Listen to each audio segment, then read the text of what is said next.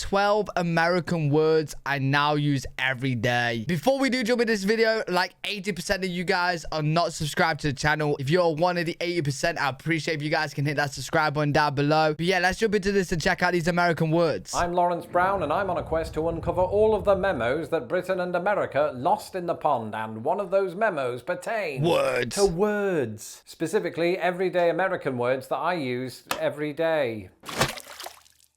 I was in France recently, and when you're in a foreign country, you find yourself using the lingo in order to get by. But it's usually the most simple, basic, everyday lingo, like, where's the nearest restaurant? How do I find the toilet? How do I call an ambulance? That sort of thing. Okay, and it got me thinking, as a person who came to the United States from Britain, I do the exact same thing here on a daily basis. Right. Because I hear that lingo all the time, right? I live with a cat and a wife, and one of them has a very strong American accent.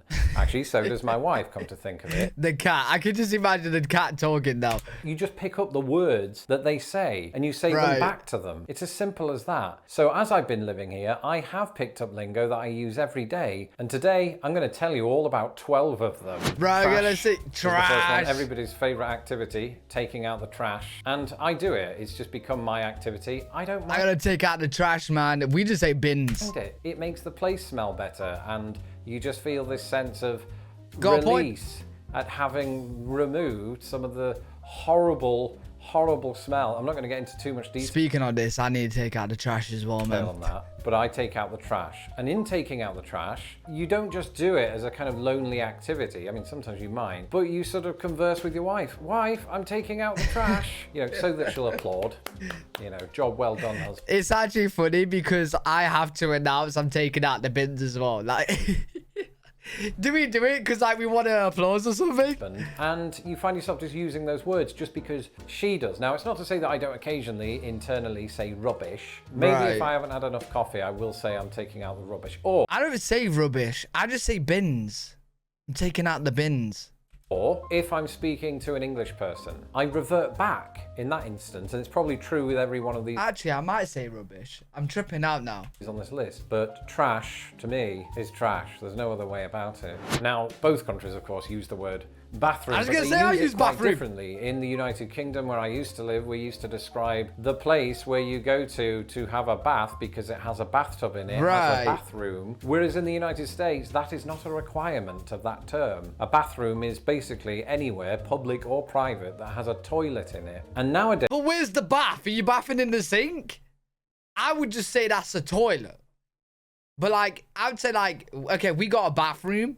It's got a bath, a toilet, a sink, right? If it was just a toilet, I would be like, I would never call that a bathroom. It's a toilet. Do you know what I mean? There's no bath there.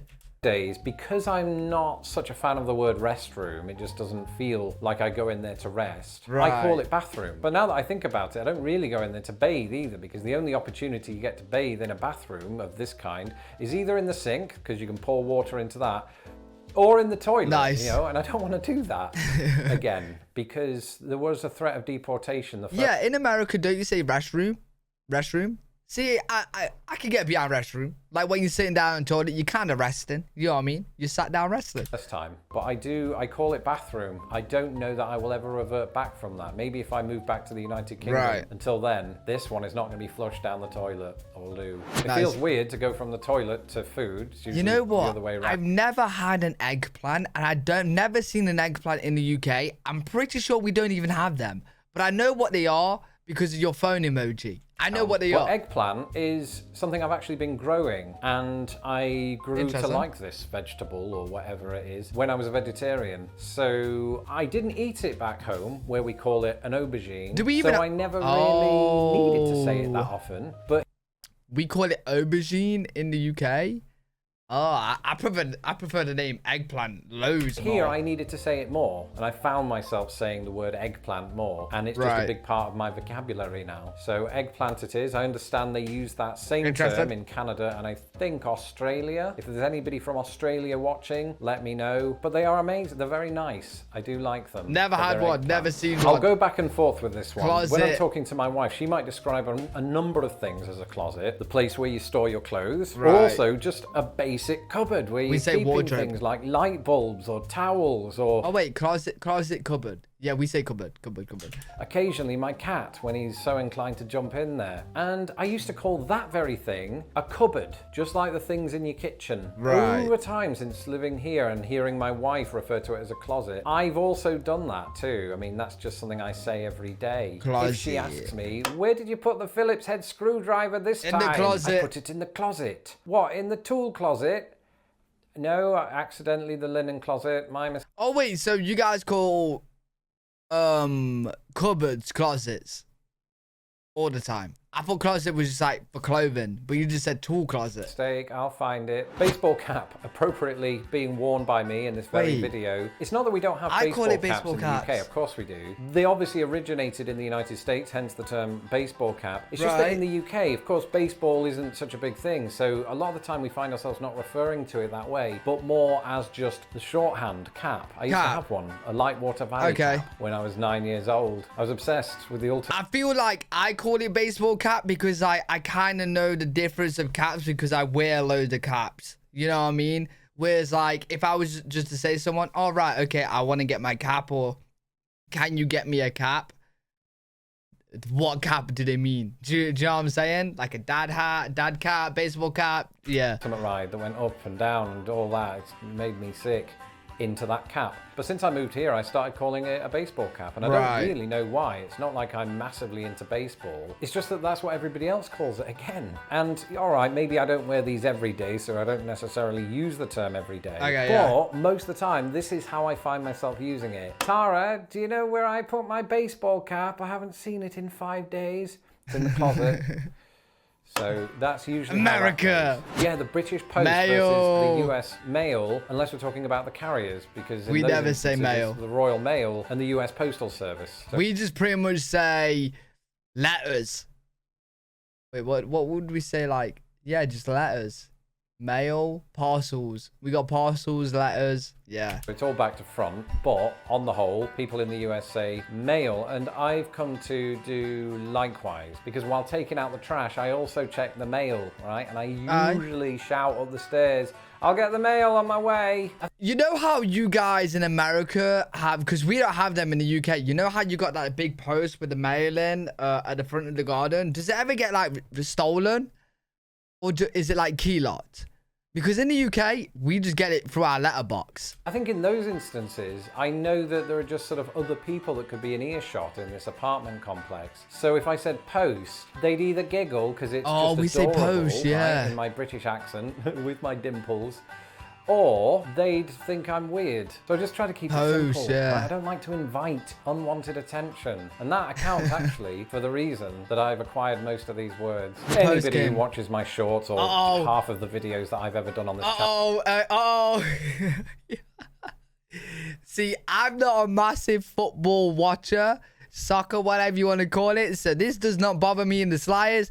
But I know this bothers a lot of people in the UK. The fact that you guys call it soccer instead of football over there, it will really annoy people in the UK. But to me, I'm not bothered. I don't care. And we'll know, of course, the history of the word soccer and how Americans came to use it by way of Britain. That's not what I'm talking about today. The fact remains that when I'm talking about the sport, which is pretty frequent, especially on Twitter, I tend to use the word soccer. And it's just because I know that my audience is primarily in North America. See, I would do the same. Why confuse matters? But again, a lot of this is context dependent. When I speak to people in Britain, I don't use the word soccer because I hope to one day be let back into the country. There isn't really any way to stop it from happening because most of the people I talk about the sport with here in the United States are in fact American. Here's a funny story. Just today, right here in Chicago, my wife and I were driving along and she said, oh, we actually need to get gas. You know what? I've actually called it gas a few times, and that's because of like stuff to do with American, like American movies and talking to Americans, but only a few times. We just say petrol, like, but I have been known to say gas station a couple of times. I ain't gonna lie. And then people here are like, huh, what are you saying? But I'm like, I mean petrol station. And I said, well, where's the nearest gas station? And she said, oh, it's on Lawrence Avenue here in Chicago. And I said, oh, nice. It's not the only Lawrence that has gas today. You had to be there. But gas is something that, of course, we have to do quite often in terms of filling it up. It's sort of just become an ingrained thing. If I'm a passenger in the car, I'm the one who has to fill up the gas tank at the gas station, even if we're at BP, which stands for Any guesses? British Petroleum. Petrol. So Petrol. I, even in those instances, find myself saying gas. And that's just the way it is. Oh, thumbtacks. You might think it's weird that What's I a say this every thumbtack? day, but you would be amazed at how much I pin onto boards. That's what happens when you're a YouTuber and you've got to come up with massive amounts of ideas. But the problem is, I don't myself own any thumbtacks. They're all my wife's. Is he on And about this is the one small where little pins? I don't think I've ever said, Tara, where are the drawing pins? Oh yeah, is that what we call them? Drawing pins? See, I don't even know what we call them. I would probably just call them small fingers. But yeah, thumbtacks? I don't even know if she knows that term. It's just a term I used to use. I picked up thumbtacks from watching The Undertaker versus Mankind at King of the Ring 98. And since then, I've just known the term and always use it. Interesting. Almost proudly, partly because of that event. I swear I held out for the longest time on the British equivalent of this word, which is flannel. If I wanted to wash my face or hands or other body parts, I would have asked for a flannel. You know what? It makes sense. Washcloth. I kind of like it. I ain't gonna lie. I just found one, because that's what you do when you're in a bathroom, unless you're in a British hotel. That's something I found out while I was in Britain. They don't have them very often. After living here for a while, of course, it's just an everyday thing that you use. Sometimes if we're behind on laundry, we might also be behind on washcloths, and then that uncomfortable conversation comes up and I smell horrendously, and I now say washcloth. Unless I'm in Britain, just ask any hotel manager.